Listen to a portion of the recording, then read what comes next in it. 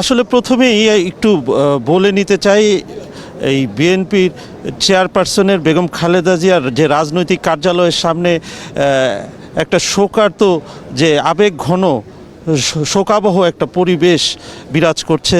অসংখ্য নেতাকর্মী আসছেন, তারা শোক প্রকাশ করছেন।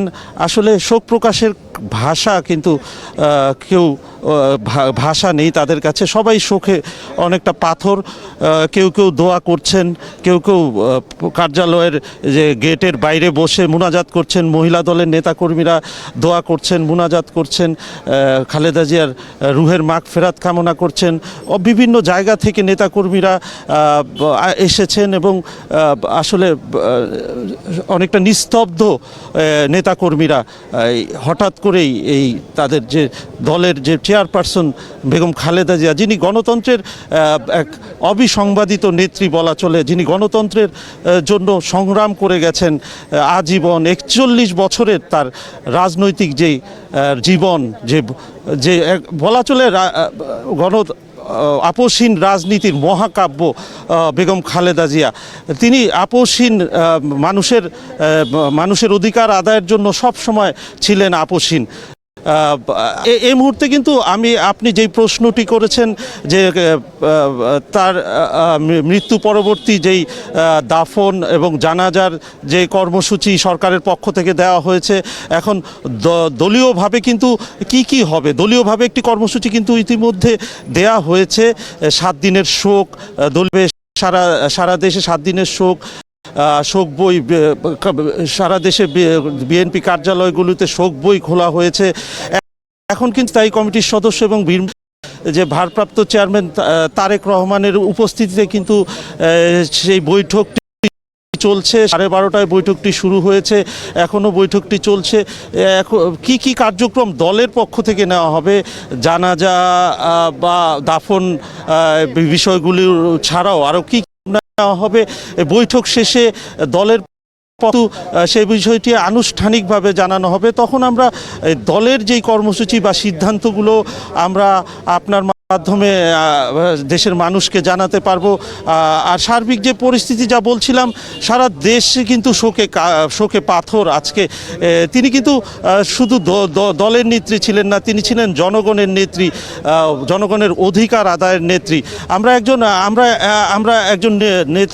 একজন নেতার সাথে কথা বলতে চাই। দীর্ঘক্ষণ ধরে তারা এখানে দাঁড়িয়ে আছেন এবং সার্বিক পরিস্থিতি জানার চেষ্টা করছেন। আসলে আপনাদের অনুভূতিটা কি? আসলে খালেদা জিয়ার যেই প্রয়াণ হয়েছে, এই প্রয়াণের পরে আসলে দল তার যেই চেতনা, তার যে অনুপ্রেরণা নিয়ে আপনারা এগুবেন, এরকম অঙ্গীকার করেছেন কিনা? আপনি জানেন যে দেশনেত্রী বেগম খালেদা জিয়া এদেশের গণতান্ত্রিক আন্দোলনের একজন অবিসংবাদিত নেত্রী ছিলেন। উনি গণতন্ত্রের অবিচল প্রবক্তা। সারা জীবন উনি 44 বছর রাজনীতি করেছেন। এর মধ্যে প্রায় 17 থেকে 18 বছর এদেশের অধিকার হারা মানুষের অধিকার, গণতান্ত্রিক অধিকার, ভোটের অধিকার প্রতিষ্ঠা করার জন্য আজন্ম তিনি বিপ্লব করেছেন। এই জন্য জাতীয় আন্তর্জাতিকভাবে উনি এশিয়ার নেলসন ম্যান্ডেলা নামে খ্যাত। উনি জীবনে কোনোদিন কোনো হেজিমনির কাছে বা কোনো কর্তৃত্ববাদী শাসনের কাছে উনি মাথা নত করেনি। কতটুকু পথ পাড়ি দিলে একজন প্রতীক হওয়া যায়, আর কতটুকু সংগ্রাম করলে একজন হিরণময় হাতিয়ার হওয়া যায়, সেই দীক্ষা এবং শিক্ষা বেগম খালেদা জিয়ার কাছ থেকে আমরা পেয়েছি। নত না করে সংগ্রামী চেতনার মাধ্যমে অধিকার প্রতিষ্ঠা করতে হবে, সেই সংগ্রামী চেতনাটা বেগম খালেদা জিয়ার কাছ থেকে আমরা পেয়েছি।